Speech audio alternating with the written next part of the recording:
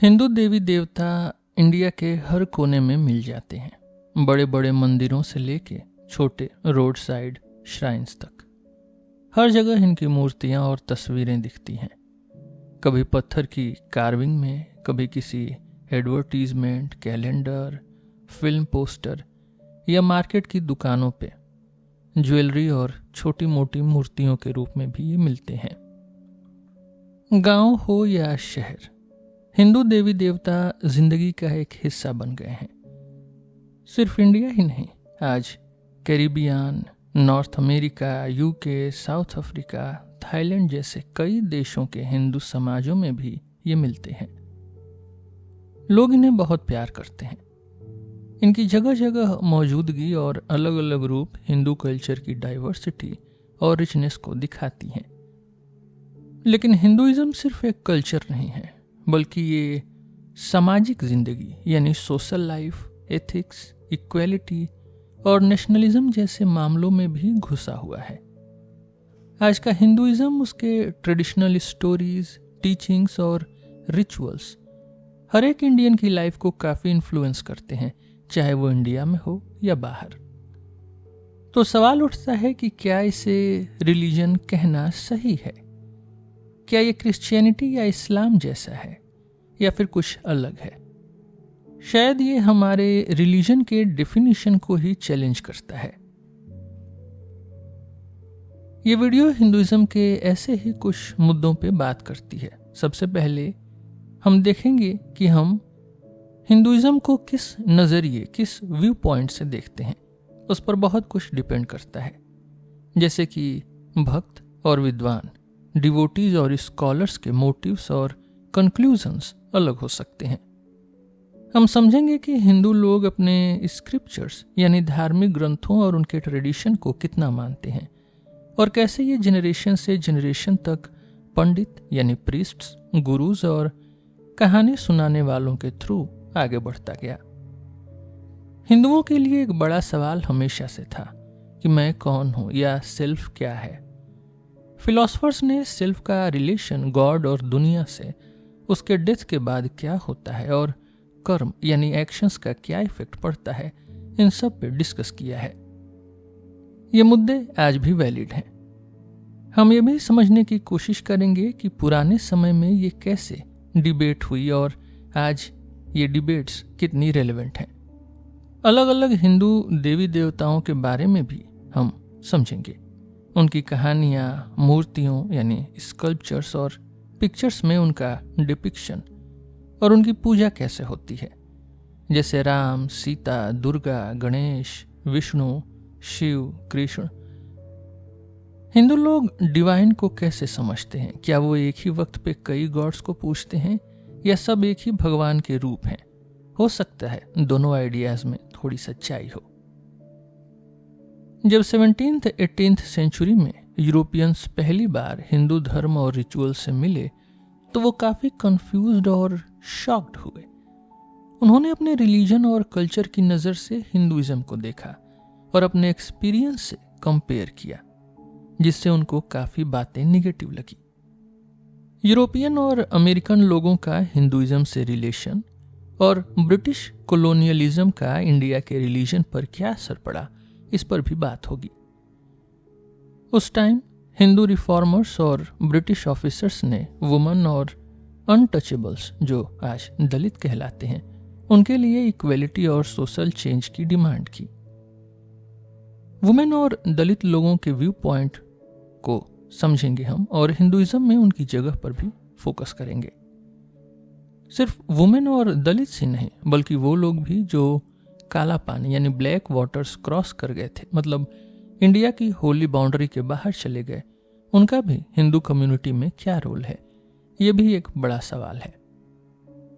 लेकिन आज दुनिया के अलग अलग हिस्सों में हिंदुइज्म के आइडियाज और रिचुअल्स सिखाए जा रहे हैं। इससे ये सवाल उठता है कि क्या हिंदुइज्म सिर्फ इंडियन फैमिलीज और हिंदू कास्ट वालों का रिलीजन है या अब ये एक मिशनरी रिलीजन बन गया है। ऐसे ही और भी सवाल हम डिस्कस करेंगे। क्या हिंदुइज्म एक रिलीजन है या कई अलग अलग रिलीजन्स का मिक्स है? क्या ये हमारे रिलीजन के कॉन्सेप्ट को ही नए तरीके से सोचने पे मजबूर करता है?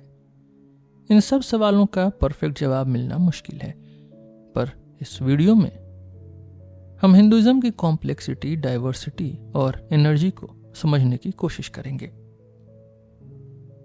मेरा नाम है रोहित और आप सुन रहे हैं syllabus with Rohit.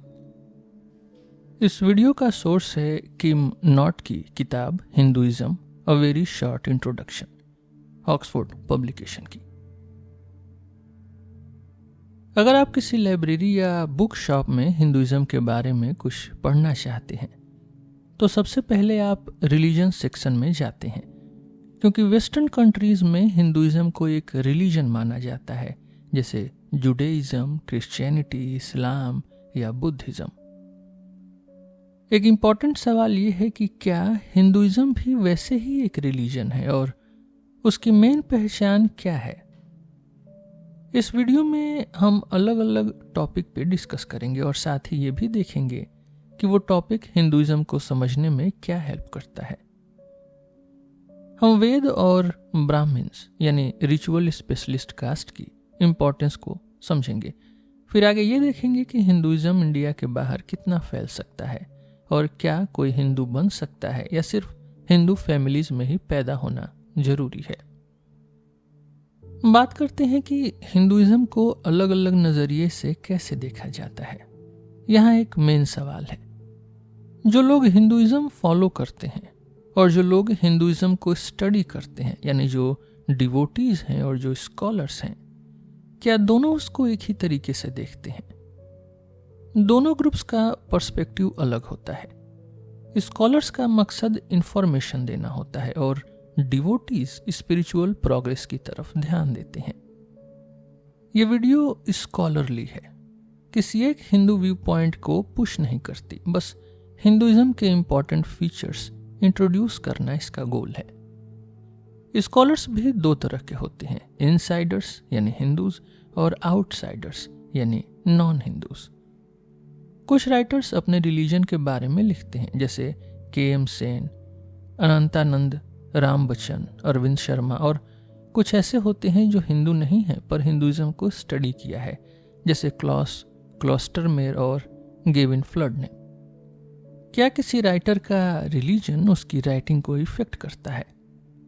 Her writer का बैकग्राउंड और व्यू पॉइंट उसकी बुक को अलग बनाता है। आजकल ज्यादा स्कॉलर्स मानते हैं कि उनका पर्सनल डिफरेंस उनके रिसर्च पे असर डालता है।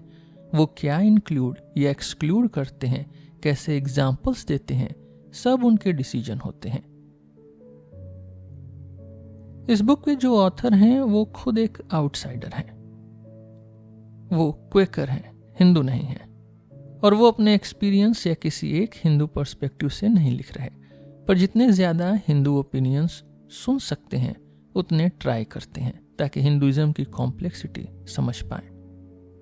वो कहते हैं कि हर रीडर का भी अपना व्यू पॉइंट होता है। कुछ रीडर्स हिंदू होंगे, कुछ किसी और फेथ से, और कुछ स्टूडेंट्स सिर्फ नॉलेज के लिए पढ़ रहे होंगे। उनका एम है कि हर किसी को कुछ न कुछ नया मिल सके। अब थोड़ा अर्ली इंडियन हिस्ट्री का एग्जाम्पल लेते हैं। काफी हिंदूज अपने रिलीजन को सनातन धर्म यानी इटर्नल ट्रेडिशन कहते हैं। मतलब ये भगवान की तरफ से दिया गया है और वेद स्क्रिप्चर्स यानी सबसे जो पुराने ग्रंथ हैं उनके थ्रू आज तक चला आ रहा है। कुछ हिंदूज, स्पेशली हिंदू नेशनलिस्ट, मानते हैं कि ये सच आर्यंस को मिला था और आर्यंस ने संस्कृत में वैदिक ग्रंथ लिखे और हिंदू कल्चर की शुरुआत की। इस व्यू में बाकी रिलीजन्स जैसे बुद्धिज्म, जैनिज्म, सिखिज्म भी हिंदुइज्म का हिस्सा हैं, लेकिन सब लोग ऐसा नहीं मानते।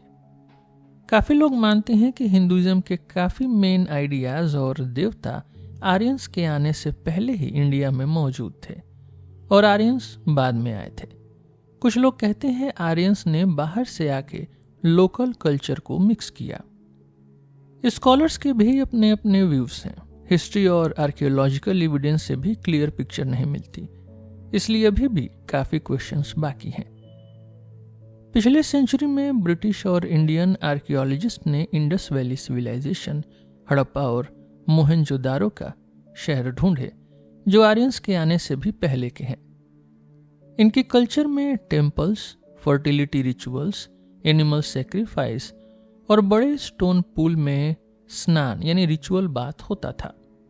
वहां से कुछ टाइल्स और सील्स मिली हैं जिसमें कुछ स्क्रिप्ट और रिलीजियस सिंबल्स हैं।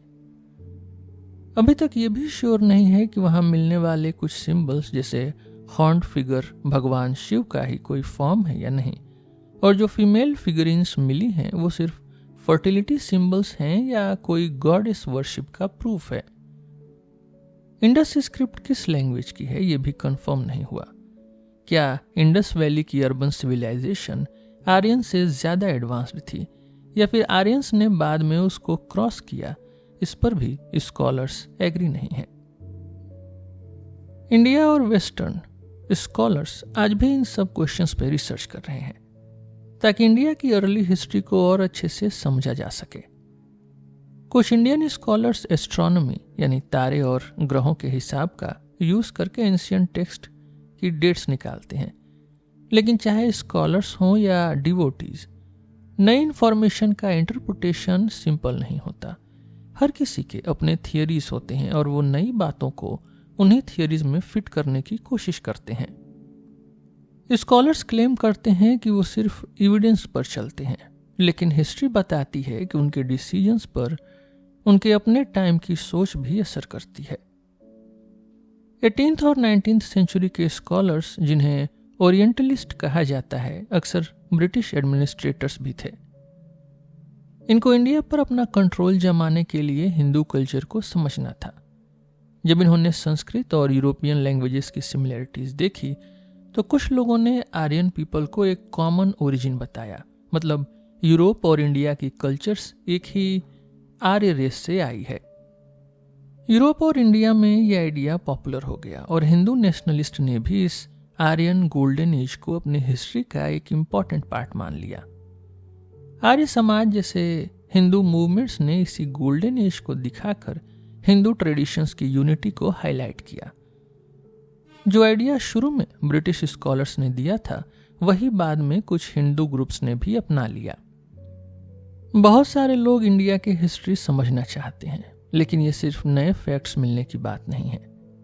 नई डिस्कवरीज कुछ क्वेश्चंस का जवाब देती हैं, पर नए क्वेश्चंस भी क्रिएट कर देती हैं। फुल पिक्चर कभी मिलती नहीं है और हमेशा कुछ डाउट बचा रहता है। जो डिवोटीज होते हैं उनका फेथ रेवोल्यूशन यानी भगवान की बात पर बेस्ड होता है, ना कि हिस्ट्री के एविडेंस पर। अगर हिस्ट्री का कोई प्रूफ उनकी बिलीफ से मैच करता है तो वो उसे वेलकम करते हैं, पर उनका फेथ एविडेंस पर डिपेंड नहीं करता। कुछ हिंदूज के लिए तो ये डिबेट तभी मैटर करती है जब वो स्क्रिप्चर्स से मिलती हो, लेकिन आज भी कई मॉडर्न हिंदूज स्कॉलरली थियरीज और हिस्ट्री को अपनी बिलीफ का सपोर्ट मानते हैं। अर्ली इंडियन हिस्ट्री एक कंट्रोवर्शियल टॉपिक है, लेकिन ऐसे और भी मुद्दे हैं जैसे स्क्रिप्चर्स की डेटिंग और उनका मीनिंग और प्रैक्टिकल हिंदुइज्म का इंपॉर्टेंस। स्क्रिप्चर्स को समझना भी एक अलग ही मुद्दा है। भक्त हिंदूज के लिए वेद भगवान का दिया हुआ है और इसको कोई स्पेसिफिक स्टार्टिंग टाइम नहीं है, यह हमेशा से है। हिंदू फिलोसोफर्स जैसे शंकर और रामानुज भी यही मानते थे। वेस्टर्न स्कॉलर्स साइंटिफिक वे से भगवद गीता जैसे टेक्स्ट की डेट निकालने, ट्रांसलेट करने और एज इट इज समझने की कोशिश करते हैं। कुछ वेस्टर्न स्कॉलर्स डिवोशनल ट्रांसलेशंस को चैलेंज भी करते हैं, लेकिन आजकल हिंदू क्रिटिक्स कहते हैं कि सिर्फ रीजनिंग से स्क्रिप्चर्स को समझा नहीं जा सकता जब तक इंसान ट्रेडिशन और फेथ को रिस्पेक्ट नहीं करेगा। इनके हिसाब से रिवील्ड टेक्स्ट्स सिर्फ तभी सही समझे जा सकते हैं जब इंसान उनकी लिविंग ट्रेडिशन का हिस्सा हो, जहां कहानियां सुनी, रिपीट, याद और जनरेशन से जनरेशन तक पास की जाती हैं। वेस्टर्न स्कॉलर्स ने जब पहली बार हिंदू रिलीजन को स्टडी किया तो उनका अपना बैकग्राउंड क्रिश्चियनिटी था, जिसमें गॉड, जीसस और बाइबल की टीचिंग्स पे फोकस है। इसीलिए उन्होंने ऋग्वेद, भगवद गीता जैसे टेक्स्ट पर ज्यादा ध्यान दिया और हिंदू रिचुअल्स को इंपॉर्टेंस नहीं दी। या उनको क्रिटिसाइज किया। उन्होंने हिंदू प्रैक्टिसेस को सुपरस्टिशियस या आइडोलेट्रस कहा और सोचा कि हिंदुइज्म को इम्प्रूव करने के लिए सिर्फ स्पिरिचुअल और फिलोसॉफिकल चीजें रखनी चाहिए, बाकी रिचुअल्स हटा देने चाहिए।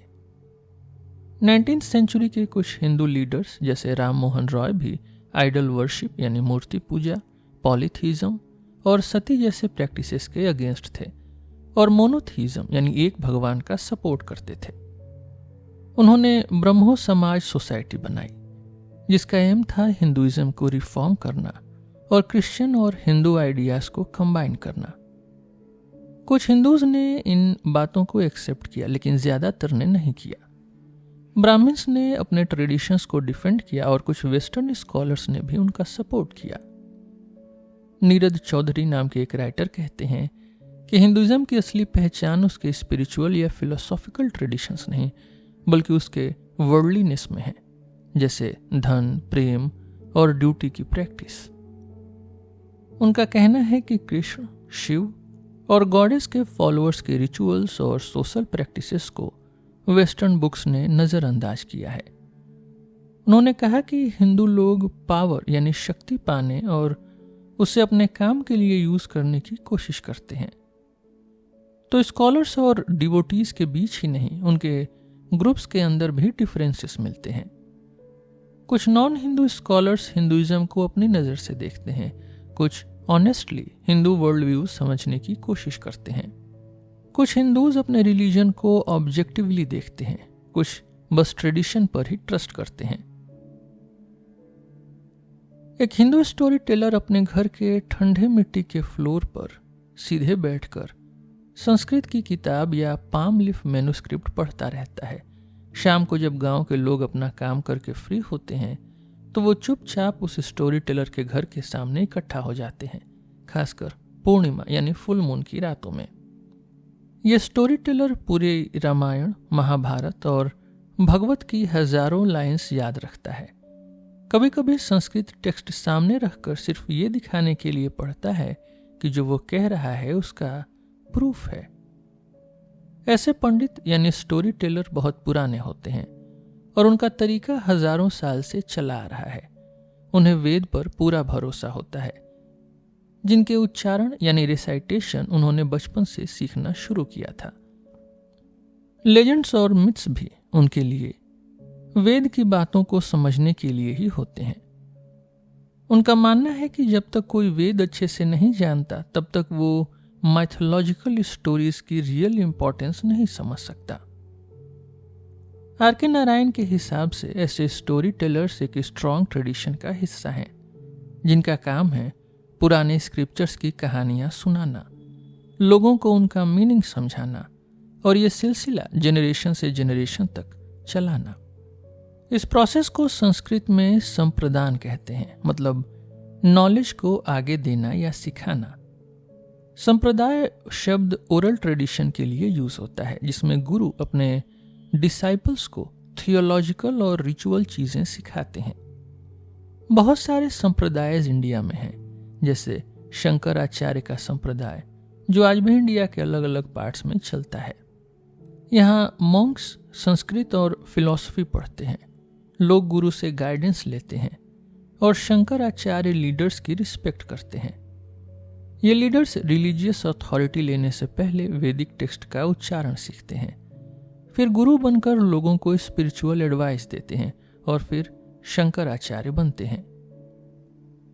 शंकराचार्य ब्राह्मण होते हैं, पर गुरु किसी भी कास्ट से हो सकता है। ब्राह्मण और गुरु दोनों अलग तरीके से नॉलेज आगे बढ़ाते हैं। ब्राह्मण्स ज्यादातर वैदिक नॉलेज और रिचुअल्स में एक्सपर्ट होते हैं, जबकि गुरुज स्पिरिचुअल गाइडेंस देते हैं। श्रुति का मतलब है रिवील्ड, मतलब जो सच या डिवाइन बात ऋषियों को डायरेक्टली मिली थी और बाद में स्क्रिप्चर्स यानी ग्रंथ के फॉर्म में आई। हिंदू सेक्रेड लिटरेचर दो पार्ट्स में बांटी जाती है, श्रुति और स्मृति। श्रुति वो है जो डायरेक्टली रिवील्ड है और स्मृति वो है जो याद करके याददाश्त यानी मेमोरी से आई है। श्रुति में मेनली वेद और उपनिषद आते हैं, जबकि स्मृति में महाभारत, रामायण, पुराण और सूत्र आते हैं। वेद क्रिएशन, रिचुअल्स, प्रेयर्स की बातें बताते हैं। ऋग्वेद सबसे पुराना है, जिसमें देवताओं के लिए हिम्स हैं।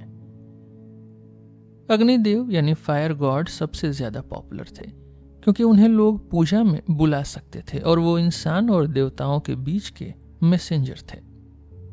वेद की अथॉरिटी सब हिंदूज मानते हैं, लेकिन बहुत कम लोग ने एक्चुअल में वेद पढ़ा होता है।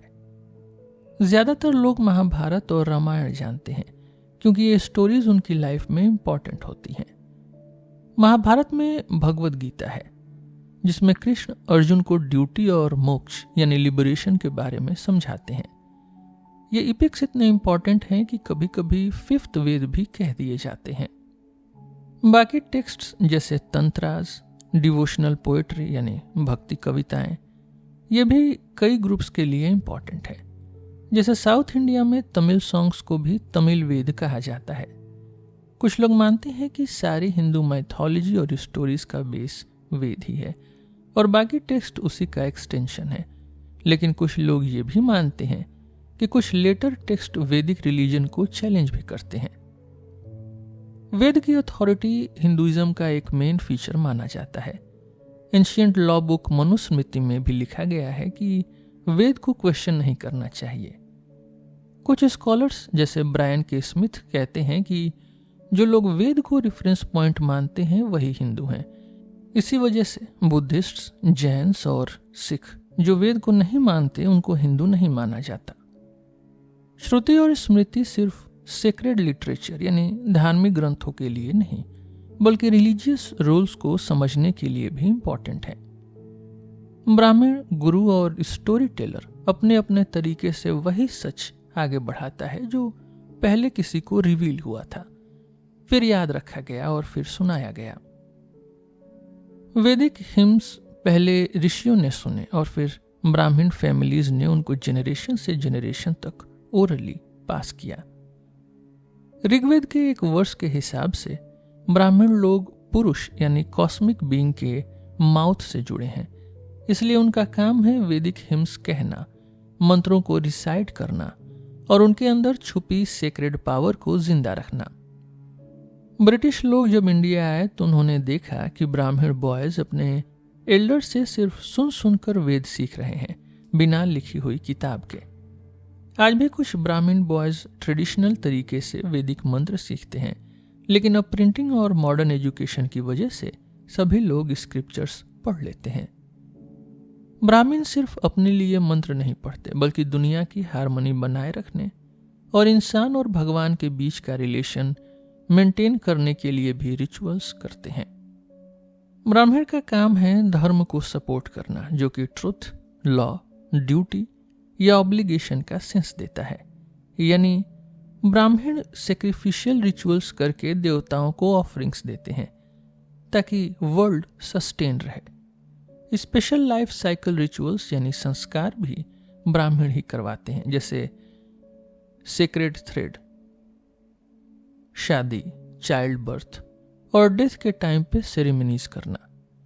इन सब से लोग सोसाइटी में अपनी नई रोल शुरू करते हैं। हिंदू सोसाइटी में 4 मेन सोशल क्लासेस हैं, 4 वर्ण हैं। ब्राह्मण यानी प्रिस्ट, क्षत्रिय यानी वॉरियर, वैश्य यानी बिजनेसमैन और शूद्र यानी सर्वेंट। पहले 3 को ट्वाइस बॉर्न कहा जाता है, क्योंकि उनका एक स्पेशल इनिशिएशन होता है। शूद्र को ये राइट नहीं मिलता। कास्ट सिस्टम भी इंडिया में चलता है, जिसमें लोग अपने जन्म से ही एक कास्ट में होते हैं और अक्सर उसी कास्ट में शादी करते हैं। सबसे ऊपर ब्राह्मण और नीचे अनटचेबल्स, जो इम्प्योर माने जाते हैं। कॉन्स्टिट्यूशन ने अनटचेबिलिटी बैन कर दिया है, पर सोसाइटी में अभी भी प्रॉब्लम्स हैं। ब्राह्मण लोग डेथ रिचुअल्स में डेड बॉडी को हैंडल नहीं करते, क्योंकि उनकी रिचुअल प्योरिटी इंपॉर्टेंट होती है। कुछ रिचुअल्स जैसे स्पिरिट्स को शांत करना दूसरे कास्ट ग्रुप्स के स्पेशलिस्ट करते हैं, जिनको अपने कास्ट से यह नॉलेज मिला होता है। गुरु स्पिरिचुअल नॉलेज देने वाले होते हैं, जिनकी पावर उनके आकर्षण और स्पिरिचुअल एक्सपीरियंस से आती है, ना कि उनके कास्ट या फॉर्मल एजुकेशन से। गुरु कोई भी हो सकता है, चाहे उसके पास संस्कृत ट्रेनिंग हो या न हो, या वो कहानी सुनाने वाला हो या न हो। आनंदमयी माँ एक ऐसी गुरु थी जो बांग्लादेश के एक गांव में पैदा हुई। शादी के बाद भी स्पिरिचुअल प्रैक्टिस करती रहीं। उनको फॉर्मल रिलीजियस ट्रेनिंग नहीं मिली थी, लेकिन मेडिटेशन और भक्ति में उन्होंने अपने स्पिरिचुअल एक्सपीरियंस से सब कुछ जाना। उन्होंने एक दिन खुद से ही मंत्र का अनुभव किया और माना कि गुरु, डिसाइपल और मंत्र सब एक ही हैं। आनंदमयी माँ प्रैक्टिकल लाइफ की बातें करती थी, सबको इनकरेज करती थी कि वो भी डेली टाइम निकालें, मॉडरेशन में रहें यानी संतुलन में, दूसरों की सेवा करें और शांति ढूंढें। वो कहती थी कि अपने अंदर की सच्चाई पे ध्यान दीजिए, भजन करिए या ध्यान लगाइए और अपने रियल नेचर को पहचानिए। वो अपने एक्सपीरियंस से दूसरों को गाइड करती थी, जैसे माँ अपने बच्चों को स्टोरीज और रिचुअल्स सिखाती हैं, इसलिए सब उनको माँ कहते थे। आनंदमयी माँ उपनिषदिक ट्रेडिशन को कंटिन्यू करती हैं, जहाँ एक डिसाइपल सच्चाई की तलाश में गुरु के पास जाता है और एनलाइटनमेंट यानी ज्ञान मिलता है। आज के टाइम में भी कई गुरुज ट्रेडिशनल तरीके से अपने फॉलोअर्स को सिखाते हैं, पर अब वो मॉडर्न टूल्स जैसे बुक्स, ट्रैवल, कंप्यूटर और इंटरनेट का यूज भी करते हैं। इसी वजह से अब कई गुरु बेस्ड ग्रुप्स जैसे Swami Narayan Hindu mission, international society for Krishna consciousness और शैव सिद्धांत मूवमेंट इंडिया के बाहर भी पॉपुलर हैं। उनके लीडर्स दुनिया भर में घूमकर अपने डिसाइपल से मिलते हैं। साउथ इंडिया का शैव सिद्धांत मूवमेंट, जिसे वेस्ट में शिवाय सुब्रमण्य स्वामी लीड करते हैं, अपने आइडियाज न्यूज़पेपर और इंटरनेट के थ्रू सब तक पहुंचाते हैं। आज कोई भी इंटरनेट पर हिंदुइज्म टुडे आर्काइव में जाकर हु एम आई जैसे क्वेश्चंस का जवाब पढ़ सकता है। सिवाय सुब्रमण्य स्वामी कहते हैं कि हम अपने बॉडी, माइंड या इमोशंस नहीं हैं। हम एक डिवाइन सोल हैं, एक आत्मा है। हम सब भगवान से आए हैं, भगवान में जीते हैं और भगवान में ही मिल जाते हैं। हम सब अंदर से वही ट्रुथ हैं जिसको हम ढूंढ रहे हैं। भगवान हमारी लाइफ का असली सोर्स है और हर लिविंग बीइंग में वही लाइफ एनर्जी है। ये सब समझना यानी अपने अंदर भगवान को पहचानना असली सेल्फ रियलाइजेशन है।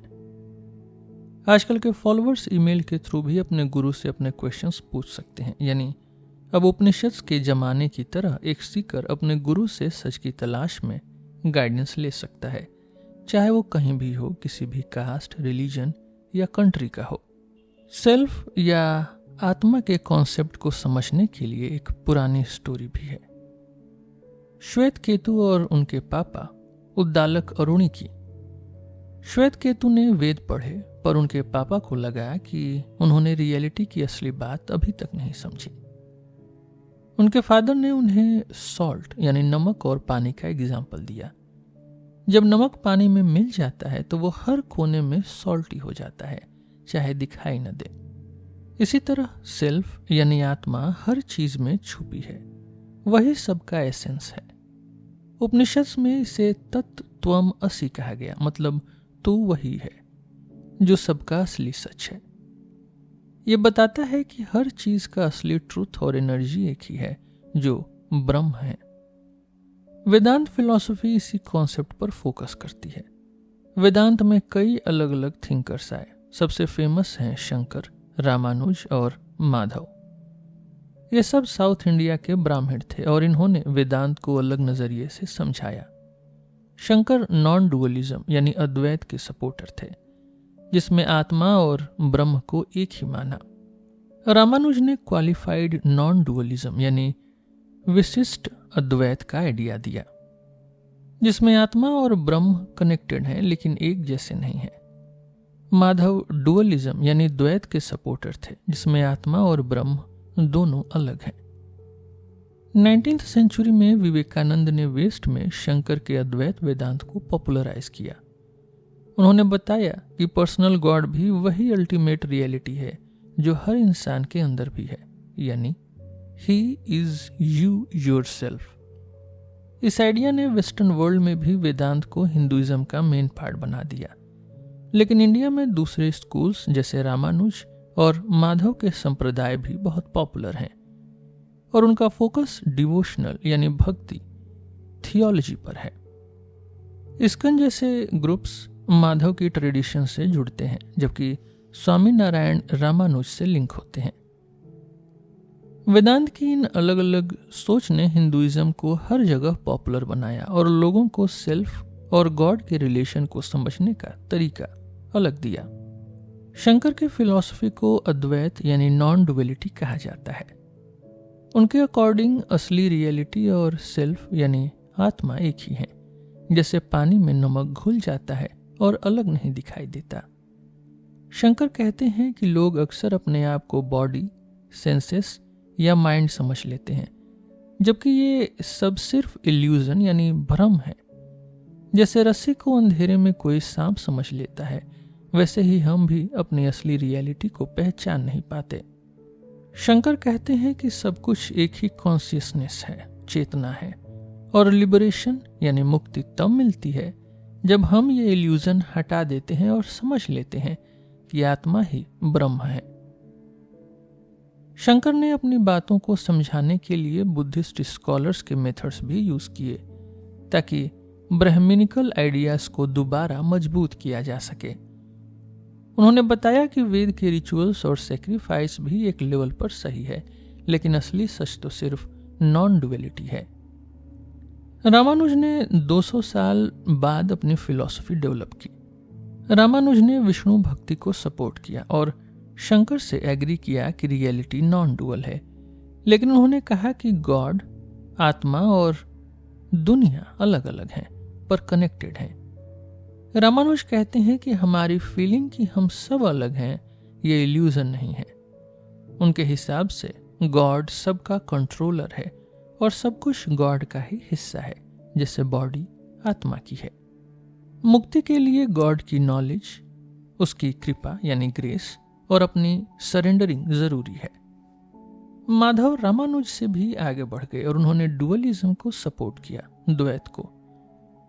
उनके अकॉर्डिंग गॉड यानी ब्रह्म और आत्मा अलग हैं और सारी चीजें अपनी आइडेंटिटी रखती हैं। गॉड की कृपा और भक्ति से ही लिबरेशन मिलती है। माधव ने कृष्ण की मूर्ति अपने मोनेस्ट्री उद्दीपी में स्थापित की, जो आज भी पॉपुलर है। तीनों फिलोसोफर्स ने तत्त्वम असि यानी तू वही है फ्रेज का अपने तरीके से मीनिंग समझाया। शंकर के लिए इसका मतलब है कि आत्मा और ब्रह्म एक ही हैं। रामानुज के लिए दोनों अलग हैं लेकिन जुड़े हैं। माधव के लिए दोनों टोटली अलग हैं पर आत्मा में एक डिवाइन विटनेस है। आज भी इंडिया में शंकर, रामानुज और माधव की ट्रेडिशंस चालू हैं। उनके फॉलोअर्स उनकी टीचिंग्स फॉलो करते हैं। जैसे शंकराचार्य लोग अद्वैत सिखाते हैं, श्री वैष्णव लोग रामानुज की टीचिंग्स फॉलो करते हैं और उद्दीपी में माधव की द्वैत फिलॉसफी चलती है। साथ ही शिव भक्ति वाले लोग अलग तांत्रिक आइडियाज को भी फॉलो करते हैं। ये फिलोसॉफिकल डिबेट्स आम हिंदूज की डेली लाइफ का हिस्सा नहीं है, लेकिन ये सोच उनकी पूजा और स्पिरिचुअलिटी को इन्फ्लुएंस करती है। जो लोग गॉड को पर्सनल मानते हैं उनके लिए भक्ति और प्रेयर इंपॉर्टेंट है। जो गॉड को अल्टीमेट रियलिटी मानते हैं उनके लिए नॉलेज यानी ज्ञान और मेडिटेशन जरूरी है। दोनों ही तरीके हिंदूज के लिए अपनी जगह इंपॉर्टेंट है। अब आगे कर्म और योग की बात करेंगे। कर्म का मतलब है एक्शन और उसका रिजल्ट। हिंदू बिलीफ के हिसाब से जो एक्शंस हम करते हैं उसका असर हमारे अगले जन्म यानी रीबर्थ पे पड़ता है। ये साइकिल संसार यानी जन्म मृत्यु का चक्र है। लिबरेशन या मोक्ष तब मिलता है जब इंसान इस साइकिल से बाहर निकल जाता है। इसलिए पुराने टाइम के ऋषियों ने सोसाइटी से अलग होकर फास्टिंग, मेडिटेशन और सेल्फ कंट्रोल करते थे ताकि कर्म का इफेक्ट खत्म हो और मुक्ति मिल सके। भगवद गीता में अर्जुन अपने सारथी कृष्ण से पूछते हैं कि क्या उन्हें अपने रिश्तेदारों से युद्ध करना चाहिए या नहीं।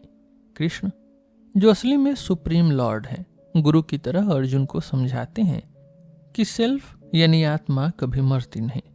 वो एक शरीर छोड़कर दूसरा ले लेती है। आत्मा को न मार सकते हैं, न जला सकते हैं, न गीला कर सकते हैं, न सुखा सकते हैं वो सदा अमर है। कृष्ण अर्जुन को याद दिलाते हैं कि उनका धर्म एक वॉरियर के रूप में लड़ाई करना है। कृष्ण साफ कहते हैं कि सिर्फ एक्शन से बचने से मुक्ति नहीं मिलती और ना ही सिर्फ त्याग यानी रिनंशिएशन से सब कुछ हो जाता है। जरूरी यह है कि अपने एक्शंस का रिजल्ट्स छोड़ दो, मतलब किसी रिवॉर्ड की एक्सपेक्टेशन मत रखो। अपने काम को भगवान को अर्पण करो, ऑफर करो। यही कर्म योग है। कृष्ण और भी रास्ते बताते हैं, जैसे ज्ञान योग, नॉलेज का रास्ता, और भक्ति योग यानी डिवोशन का रास्ता। और कहते हैं कि हर सीकर अपने नेचर के हिसाब से अलग रास्ता चुनता है।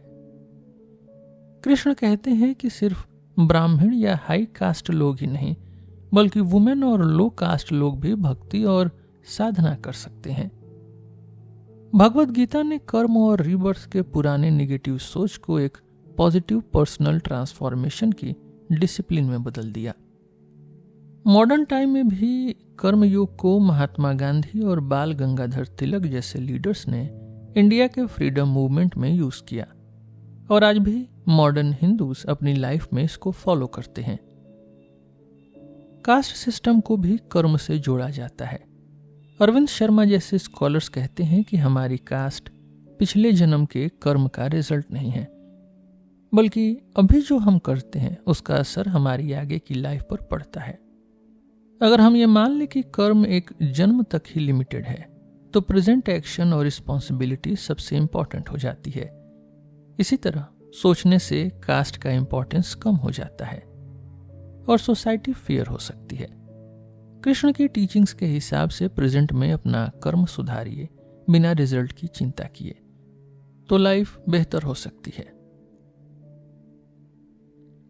जब दूरदर्शन पर रामायण टीवी सीरियल आया तो लोग एक्टर्स को ही भगवान मानने लगे थे, उनके पैर छूते थे, उनसे आशीर्वाद मांगते थे। राम और सीता की कहानी जो हजारों साल से सुनाई जा रही है, हर हिंदू जानता है। छोटे बच्चे ये स्टोरी अपने पेरेंट्स से सुनते हैं, स्कूल में दिवाली पर सीखते हैं, गांव में रामलीला या पपेट्स शो में देखते हैं, और आजकल टीवी या वीडियो पर भी बार बार देख लेते हैं। टीवी रामायण ने पूरे इंडिया को एक साथ जोड़ दिया, पर सभी को पसंद नहीं आया। कुछ लोगों ने कहा कि शो ज्यादा इमोशनल है, औरतों के साथ बायस्ड है या मोरालिटी को ओवर दिखाता है। सबसे बड़ी बात यह कि टीवी शो ने एक ही वर्जन को ऑफिशियल बना दिया, जबकि रामायण के हजारों वर्जन्स हैं। सबसे फेमस वाल्मीकि वाली रामायण है, लेकिन और भी बहुत सी लिखी और बोली हुई वर्जन्स मिलती हैं। कुछ राम पर, कुछ सीता पर, कुछ रावण पर फोकस करती हैं। साउथ ईस्ट एशिया के कई कंट्रीज में भी अलग अलग रामायण मिलती हैं। ये डाइवर्सिटी दिखाती है कि हिंदू ट्रेडिशंस कितने अलग अलग और रंगीन हैं। वाल्मीकि रामायण का मेन स्टोरी है कि अयोध्या के राजा दशरथ को यज्ञ के थ्रू 4 बेटे मिलते हैं। सबसे बड़े बेटे राम हैं, जिन्हें अयोध्या का राजा बनाया जाना था, पर दूसरी रानी कैकेयी अपने बेटे भरत के लिए राम को वनवास यानी फॉरेस्ट एग्जाइल भेज देती हैं। राम अपने पिता के वचन पर बिना किसी झगड़े के वनवास चले जाते हैं। उनके साथ सीता और लक्ष्मण भी चले जाते हैं। भरत वापस आकर सिर्फ राम के खड़ाओं यानी सैंडल्स को थ्रोन पर रखकर राज करते हैं। जंगल में रावण की बहन शूर्पनखा सीता को देखकर जेलस हो जाती हैं, और जब लक्ष्मण शूर्पनखा को दुख देते हैं तो वो अपने भाई रावण के पास जाती है। रावण सीता को किडनैप कर लेता है। राम और लक्ष्मण मंकी राजा सुग्रीव और हनुमान की हेल्प लेते हैं। हनुमान सीता को ढूंढ लेते हैं। राम अपनी सेना के साथ लंका पर चढ़ाई करते हैं, रावण को हराते हैं और सीता को वापस लाते हैं। सीता को अपनी प्यूरिटी प्रूव करने के लिए अग्नि परीक्षा से गुजरना पड़ता है। वापस आकर भी लोग सीता पर डाउट करते हैं, तो राम उन्हें वनवास भेज देते हैं। सीता वाल्मीकि के आश्रम में रहती हैं, जहां उनके 2 बच्चे होते हैं, और अंत में धरती में समा जाती हैं। राम भी बाद में हेवन चले जाते हैं। रामायण का मेन थीम धर्म है, मतलब अपनी ड्यूटी, सच्चाई और सोसाइटी के ऑर्डर को फॉलो करना। दशरथ अपना वचन नहीं तोड़ते, राम अपने पिता का आदेश मानते हैं, सीता पति के साथ वनवास जाती हैं, लक्ष्मण भाई की सेवा करते हैं। सब अपना धर्म निभाते हैं, चाहे पर्सनल दुख हो या खुशी। सीता को जनरली सब लॉयल, ओबीडियंट और ब्यूटीफुल वाइफ के रूप में देखते हैं, पर कई वुमेन सीता की स्ट्रेंथ भी समझती हैं। वो अपनी बात रखने से कभी नहीं डरती, रावण के सामने भी कभी नहीं झुकती, अपनी प्योरिटी को स्ट्रांग डिफेंड करती हैं। कई फोक सॉन्ग्स और ओरिजिनल रामायण में सीता को और भी बोल्ड दिखाया गया है। मॉडर्न वुमेन भी अपनी लाइफ के स्ट्रगल्स सीता के कैरेक्टर में देख पाती हैं। सीता को लोग भले ही इज्जत देते हों, लेकिन हिंदू वुमेन जब किसी गॉडेस को पूजना चाहती है तो वो सीता की जगह पार्वती, दुर्गा, संतोषी माँ या काली को याद करती हैं, क्योंकि ये देवियां सुपर ह्यूमन पावर्स वाली, पावरफुल और प्रोटेक्ट करने वाली होती हैं।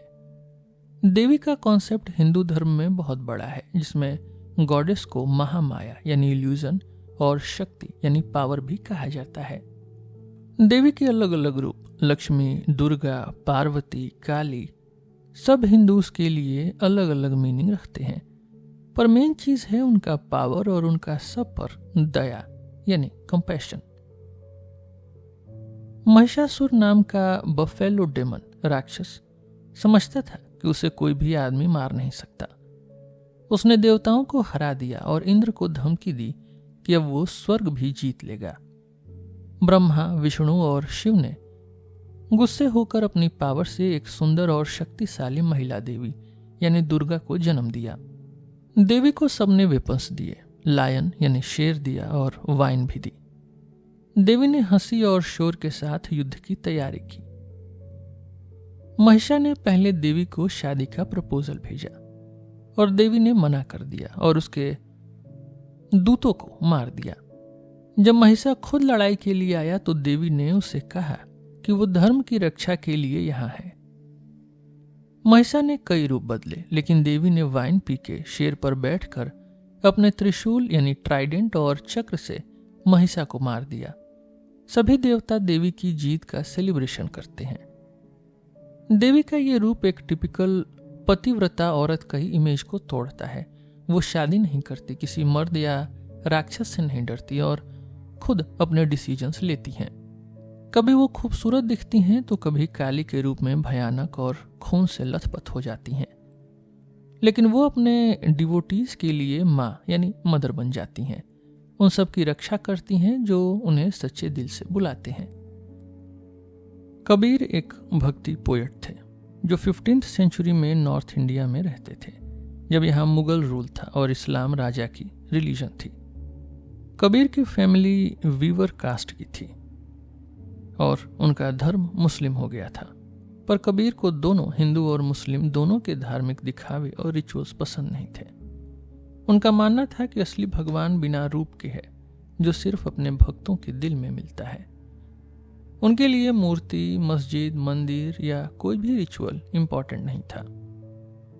कबीर जैसे और भी कई पोएट्स थे जिन्हें अपनी भक्ति और पोयम से लोगों को सही रास्ता दिखाना था और समाज के भेदभाव और धार्मिक दिखावे को क्रिटिसाइज करना था। साउथ इंडिया से बंगाल तक अलग अलग भक्ति पोएट्स ने विष्णु, कृष्ण, शिव, देवी या कभी बिना नाम रूप के एक भगवान की भक्ति की। कबीर ने एक जगह लिखा था कि सब लोग पागल हो गए हैं क्योंकि सब ने असली भक्ति भूल के बस आउटर रिचुअल्स, धार्मिक डिफरेंसेस और वायलेंस पकड़ लिया है। जो प्रॉब्लम उन्होंने मुस्लिम रूल के समय देखी वो बाद में ब्रिटिश के टाइम भी चली। मुगल्स या ब्रिटिश ने कभी धर्म जबरदस्ती नहीं थोपा, पर फिर भी दोनों ने हिंदू रिचुअल्स और बिलीफ्स को सस्पिशियसली देखा और अपने रिलीजन को सुपीरियर माना। कुछ एक्सेप्शंस भी थे। मुगल एम्परर अकबर सब रिलीजन में इंटरेस्ट रखते थे और ब्रिटिश में कुछ स्कॉलर्स जैसे वॉरेन हेस्टिंग्स हिंदू स्क्रिप्चर्स को समझने की कोशिश करते। ब्रिटिश कॉलोनियल टाइम में यूरोप के लोग पहले ट्रेडिंग के लिए इंडिया आए थे, जैसे वास्को डी गामा स्पाइसेस और क्रिश्चियंस ढूंढने आए थे। पुर्तगीज के बाद डच, फ्रेंच और ब्रिटिश आए। ब्रिटिश ईस्ट इंडिया कंपनी ने सबसे ज्यादा पावर और कंट्रोल लिया। 1757 के बाद बंगाल उनका हो गया और 1772 में वॉरेन हेस्टिंग्स गवर्नर जनरल बने उस समय संस्कृत स्कॉलरशिप को प्रमोट किया गया। विल्किंस ने पहली बार भगवत गीता का इंग्लिश ट्रांसलेशन किया और विलियम जोन्स ने मनुस्मृति का। इन स्कॉलर्स ने हिंदू धर्म की अच्छाई, उसकी पुरानी हिस्ट्री, उनकी बुराई और उन वैल्यूज को हाईलाइट किया जो वेस्टर्न ऑडियंस रिलेट कर सके। इसी समय फ्रेंच जेसुइट अबे डुबोइस ने साउथ इंडिया में हिंदू कस्टम्स, कास्ट और ब्राह्मण लाइफ पर डिटेल्ड लिखा। उनका मोटिव क्रिश्चियनिटी को प्रमोट करना था, इसलिए उन्होंने इंडियन सोसाइटी को डीपली समझा, उनके जैसे ड्रेस पहने और उनके साथ टाइम स्पेंड किया।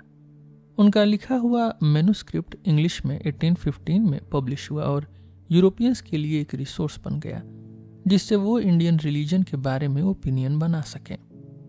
अबे डुबोइस को लगता था कि अगर पॉलीथीज्म और आइडल वर्शिप की बुराई दिखाई जाए तो क्रिश्चियनिटी की ब्यूटी और अच्छाई क्लियर हो जाएगी।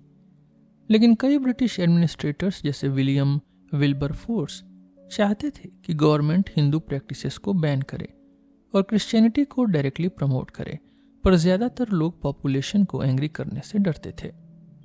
ब्रिटिश रूल के टाइम मिशनरीज भी आए, जैसे विलियम कैरे, जो बंगाल में बाइबल का ट्रांसलेशन करने लगे, पर बहुत कम लोग, मोस्टली लोअर कास्ट और अनटचेबल्स, क्रिश्चियन बने। इसी टाइम राम मोहन रॉय नाम के एक ब्राह्मण स्कॉलर आए जो कई लैंग्वेजेस जानते थे और दोनों इस्लाम और क्रिश्चियनिटी के साथ हिंदुइज्म का भी अच्छा नॉलेज रखते थे। उन्होंने इंग्लिश में लिखना स्टार्ट किया और सोशल रिफॉर्म की तरफ ध्यान दिया। मूर्ति पूजा, सती, चाइल्ड मैरिज और कास्ट के अगेंस्ट लिखा और वुमेन एजुकेशन को सपोर्ट किया। क्रिश्चियंस उनकी तारीफ भी करते थे पर क्रिटिसाइज भी करते थे, क्योंकि राम मोहन रॉय ने जीसस को गॉड का बेटा नहीं माना। 1828 में उन्होंने ब्रह्मो समाज बनाया, जहां रीजन्ड और एथिकल मोनोथीज्म को सपोर्ट किया गया, जो उनके हिसाब से उपनिषद और ब्रह्म सूत्र में भी था। समाज में कोई मूर्ति या इमेज की पूजा अलाउड नहीं थी। राम मोहन रॉय ने मॉडर्न मेथड्स जैसे प्रिंटिंग और न्यूज़पेपर्स का यूज करके अपने आइडियाज को सब तक पहुंचाया। सती को ब्रिटिश और फ्रेंच लोगों ने एक बार्बर और अमानवीय प्रैक्टिस माना। उन्होंने यूरोप में लोगों को भी इसके हॉरर्स के बारे में बताया। मिशनरीज जैसे जेम्स पेग ने जो इलस्ट्रेशंस बनाई, उसमें दिखाया गया कि एक यूरोपियन ऑब्जर्वर मुंह फेर रहा है और इंडियंस आग भड़का रहे हैं। सती में जल रही औरत को एक बेचारी विक्टिम के रूप में दिखाया गया। लेकिन जो हिंदू लोग सती को सही मानते थे, उनके लिए इसका मतलब कुछ और था। सती का मतलब था अच्छी औरत, एक लॉयल वाइफ, जो मरने के बाद देवी या सती माता बन जाती है।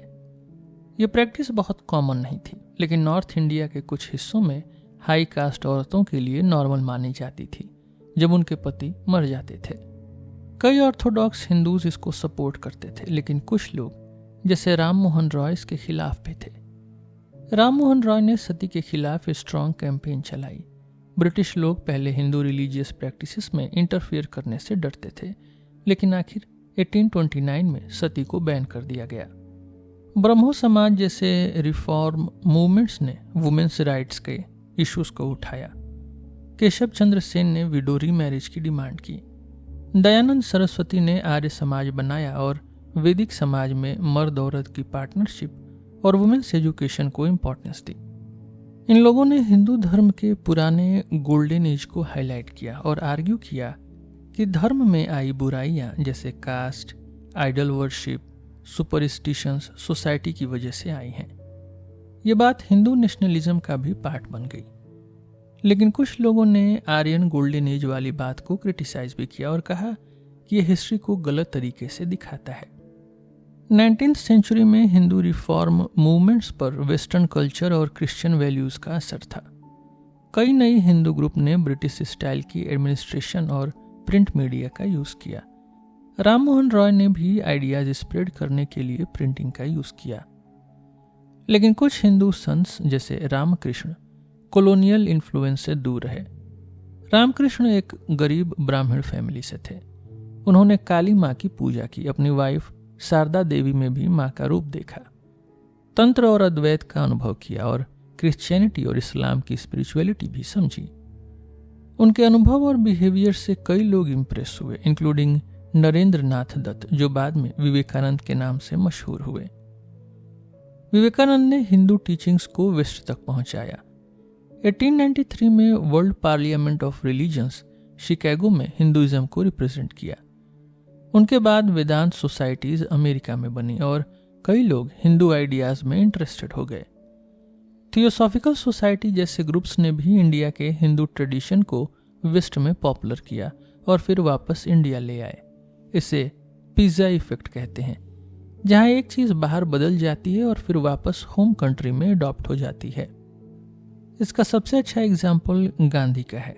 गांधी ने लंदन जाकर लॉ पढ़ा, वहां पहली बार गीता पढ़ी और अपनी सोच और नॉन वायलेंस की फिलॉसफी को डेवलप किया।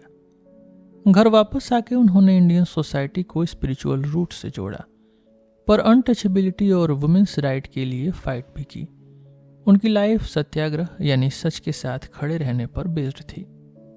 गांधी जैसे न्यू हिंदूज ने सोशल रिफॉर्म और स्पिरिचुअल वैल्यूज दोनों को बैलेंस किया।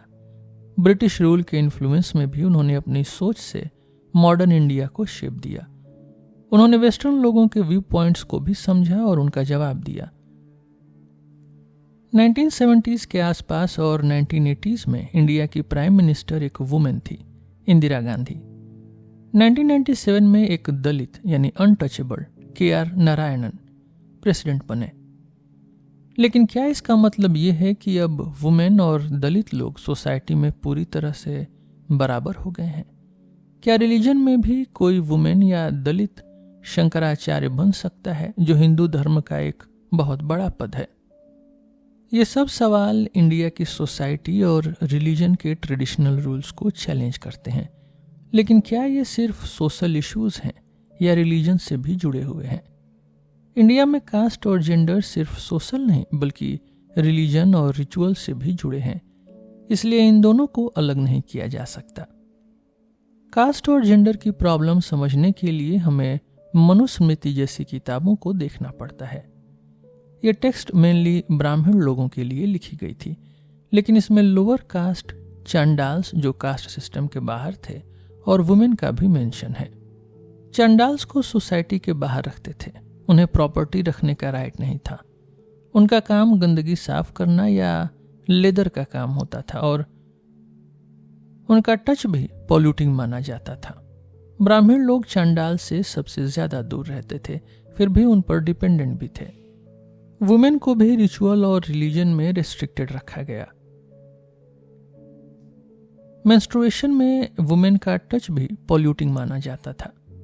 हाई कास्ट वुमेन को कभी भी इंडिपेंडेंट नहीं होना चाहिए, पहले फादर फिर हस्बैंड फिर सन की प्रोटेक्शन मिलनी चाहिए, ऐसा लिखा है। उन्होंने कहा कि वुमेन को फोर्स से भी कंट्रोल किया जा सकता है। उनका मेन रोल घर संभालना, बच्चे पैदा करना और हस्बैंड की सेवा करना था। उन्हें रिलीजियस टेक्स्ट सुनने का या स्पिरिचुअल प्रोग्रेस का मौका नहीं मिलता था।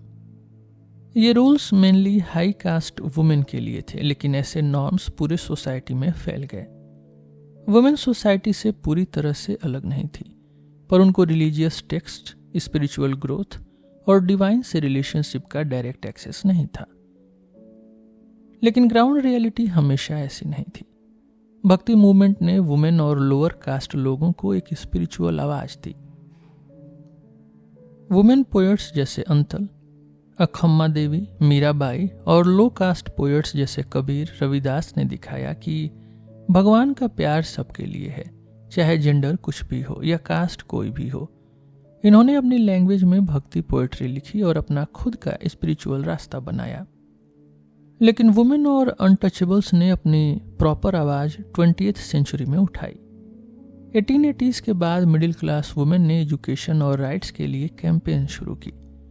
पंडित रमाबाई ने चाइल्ड विडोज की एजुकेशन और वुमेन डॉक्टर्स के लिए फाइट की और एक रेसिडेंशियल स्कूल भी खोला।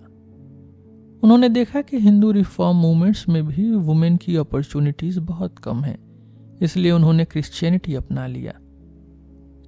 सरोजनी नायडू ने कहा था, अगर अपने वुमेन को एजुकेट करेंगे तो देश अपने आप संभल जाएगा। वुमेन की एक्टिविज्म नेशनलिज्म से भी जुड़ी रही। इंडिपेंडेंस के बाद वुमेन ने इक्वेलिटी के लिए एफर्ट्स किया।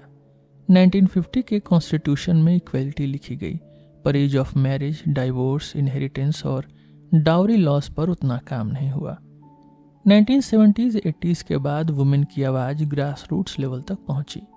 डाउरी, डोमेस्टिक वायलेंस, रेप और सती के अगेंस्ट मूवमेंट्स शुरू हुए। इंडिया में अब भी बेटियों की जगह बेटों को ज़्यादा इम्पोर्टेंस दी जाती है।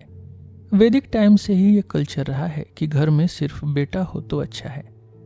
लड़की का जन्म अक्सर बदकिस्मती माना जाता है क्योंकि उनकी शादी पर पैसा लगता है और डाउरी देनी पड़ती है।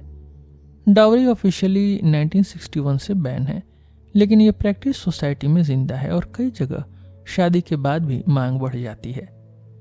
कई बार ये एब्यूज और डेथ्स का रीजन बनती है। कई केसेस में लड़कियों की शादी के बाद दहेज के लिए उनकी हत्या हो जाती है या वो खुद सुसाइड कर लेती हैं। 1980s के बाद से कई ग्रुप्स ने दहेज के खिलाफ कैंपेन शुरू की, लेकिन लॉ एनफोर्समेंट कमजोर है। ये ह्यूमन राइट्स इश्यूज हिंदुइज्म के लिए भी बड़े सवाल खड़े करते हैं। कंटेम्परेरी हिंदू ग्रुप्स का रिस्पांस मिक्स्ड है। कुछ लोग ट्रेडिशन को डिफेंड करते हैं, कुछ रिफॉर्म की बात करते हैं। कुछ वुमेन जैसे पंडिता रमाबाई को लगता है कि हिंदू ट्रेडिशन में उनके लिए कोई होप नहीं है, तो वो दूसरे रिलीजन्स या स्पिरिचुअल ग्रुप्स में चली जाती हैं। दलित्स की बात करें तो जैसे वुमेन के साथ अब्यूज होता है, वैसे ही अनटचेबल्स के साथ भी क्राइम्स होते हैं और हर साल हजारों केसेस रिपोर्ट होती हैं। दलित्स को गवर्नमेंट ने शेड्यूल्ड कास्ट का नाम दिया, गांधी ने हरिजन कहा, लेकिन इनका मेन लाइफ रूरल इंडिया में अब भी टफ है और उनका स्ट्रगल कंटिन्यू है। Doctor B R. अम्बेडकर ने अनटचेबल्स के लिए लीगल और पॉलिटिकल राइट्स की डिमांड की और उनके बारे में डिटेल में लिखा। गांधी जैसे रिफॉर्मर्स चाहते थे कि हिंदुइज्म के अंदर ही मोरल बदलाव आए ताकि अनटचेबल्स को भी सभी जैसे स्पिरिचुअल और सोशल राइट्स मिल सकें। लेकिन अम्बेडकर बहुत अलग सोच रखते थे। वो लॉ में ही चेंज चाहते थे। वो खुद एक अनटचेबल थे, लेकिन उन्होंने कोलंबिया यूनिवर्सिटी यानी न्यूयॉर्क और लंदन स्कूल ऑफ इकोनॉमिक्स से पढ़ाई की थी। वापस इंडिया आकर वो पॉलिटिक्स में आए, ब्रिटिश से फ्रीडम की बातों में शामिल हुए और इंडिपेंडेंस के बाद कॉन्स्टिट्यूशन बनाने वाली कमेटी के चीफ बने। अम्बेडकर का मानना था कि अनटचेबल्स की लाइफ में मटेरियल यानी पैसे, जमीन, राइट्स और स्पिरिचुअल यानी धर्म और इज्जत दोनों कन्वर्जन्स जरूरी हैं। इसलिए उन्होंने सोशल डेमोक्रेसी, लैंडलेस लेबरर्स के राइट्स और अनटचेबल्स के अगेंस्ट क्राइम्स को क्रिमिनल बनाने के लिए काम किया। स्पिरिचुअल कन्वर्जन में अम्बेडकर ने हिंदू टीचिंग्स को एनालाइज किया और कहा कि हिंदुइज्म में इक्वेलिटी नहीं है और ना ही इंडिविजुअल प्रोग्रेस या फेयर जजमेंट का कोई प्लेस है। उन्होंने बोला कि धर्म इंसान के लिए है, इंसान धर्म के लिए नहीं। उन्होंने अनटचेबल से कहा कि अगर इंसान की तरह ट्रीटमेंट चाहिए तो रिलीजन बदलिए, इक्वेलिटी और लिबर्टी के लिए रिलीजन चेंज करिए। आप उस धर्म में क्यों हैं जहां आपको मंदिर में नहीं जाने देते या पब्लिक वेल से पानी नहीं पीने देते या हर जगह आपकी इंसल्ट करते हैं। 1935 से ही अम्बेडकर ने डिसाइड कर लिया था कि वो हिंदू नहीं मरेंगे। 1956 में आधे मिलियन फॉलोअर्स के साथ उन्होंने बुद्धिज्म अपना लिया और अनटचेबल्स को एक नई रिलीजियस आइडेंटिटी दी, जहां दुख है पर उससे बाहर निकलने का रास्ता भी दिया गया है। इतिहास में बुद्धिस्ट्स, क्रिश्चियंस और मुस्लिम्स ने अपने धर्म को फैलाने के लिए कन्वर्जन और कॉन्क्वेस्ट दोनों का यूज किया। इसी वजह से आज ये धर्म कई कंट्रीज में मेजोरिटी है। लेकिन दुनिया के ज्यादातर हिंदूज आज भी मेनली इंडिया, जहां 78% पॉपुलेशन हिंदू है, या नेपाल, जहां 90% लोग हिंदू हैं, इन्हीं में रहते हैं। इससे ये लगता है कि हिंदुइज्म एक एथनिक रिलीजन है, यानी सिर्फ एक पर्टिकुलर ग्रुप या जगह से जुड़ा हुआ, न कि एक ऐसा धर्म जो सब जगह यूनिवर्सल हो सकता है। लेकिन हमारे हिस्ट्री में कई लोग जैसे गांधी और अंबेडकर एजुकेशन, ट्रेड या जॉब के लिए इंडिया से बाहर भी गए। जैसे एक स्टोरी है महाराजा माधव सिंह की, जो 1902 में लंदन गए थे एडवर्ड 7 की कोरोनेशन में। उन्हें समुंदर पार करना और फॉरेन कंट्री जाना रिस्की लग रहा था, क्योंकि हिंदू धर्म के हिसाब से ब्लैक वाटर यानी काला पानी क्रॉस करने से अपवित्र हो जाते हैं। माधव सिंह ने सोल्यूशन ये निकाला कि उन्होंने एक शिप को पूरा पवित्र करवाया, अपना खाना, पानी, गंगा जल और मिट्टी भी साथ ले गए ताकि वहां भी अपनी रिलीजियस प्योरिटी बना रहे।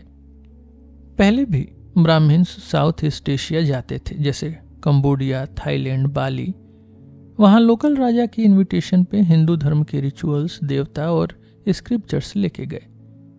आज भी थाईलैंड में ब्रह्मा का मंदिर और रामायण की स्टोरी का इन्फ्लुएंस है, पर वहां के लोग अब पूरे थाई या बलिनीज हो गए हैं, सिर्फ रिलीजन अलग है। दूसरी तरफ मर्चेंट्स और आर्टिजन्स भी नियर बाई कंट्रीज जाते रहे। चेटियार कम्युनिटी ने Burma, Malaysia, Mauritius, Africa, Fiji, Trinidad जैसे देश में बिजनेस किया। कई गुजराती और पंजाबी माइग्रेंट्स, हिंदूज, सिख्स, मुस्लिम्स भी ब्रिटिश टाइम में ईस्ट अफ्रीका गए रेलवे और ट्रेड के लिए। पहले ये लोग फैमिली से रिलीजियस काम करवाते थे, पर जब सेटल हो गए तब मंदिर, समाज और फेस्टिवल्स ऑर्गेनाइज करने लगे।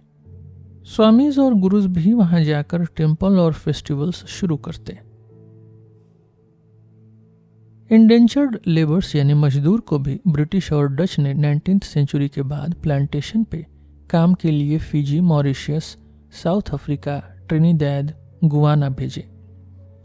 वापस इंडिया आने का भी ऑप्शन था, लेकिन ज्यादातर लोग वहीं बस गए। उन कंट्रीज में हिंदू कम्युनिटीज काफी अलग तरीके से डेवलप हुई, कुछ जगह कास्ट और रीजन के हिसाब से और कुछ जगह लोकल कल्चर और पॉलिटिक्स के हिसाब से।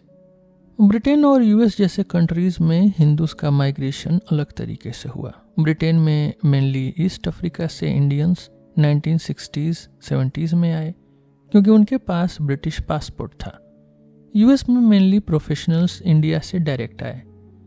वेस्ट के हिंदूज आज जनरली एजुकेटेड और सक्सेसफुल हैं, लेकिन उनको रेसिज्म और डिस्क्रिमिनेशन का भी एक्सपीरियंस हुआ। आखिर में हिंदुइज्म को डिफाइन करना आसान नहीं है। ये एक ही चीज़ नहीं बल्कि बहुत सारे पार्ट्स, ट्रेडिशंस, मिथ्स, इंस्टीट्यूशंस और अलग अलग हिंदुइज्म्स का मिलाप है। ये हमारे दिमाग में रिलीजन के फिक्स्ड डेफिनेशन को चैलेंज करता है।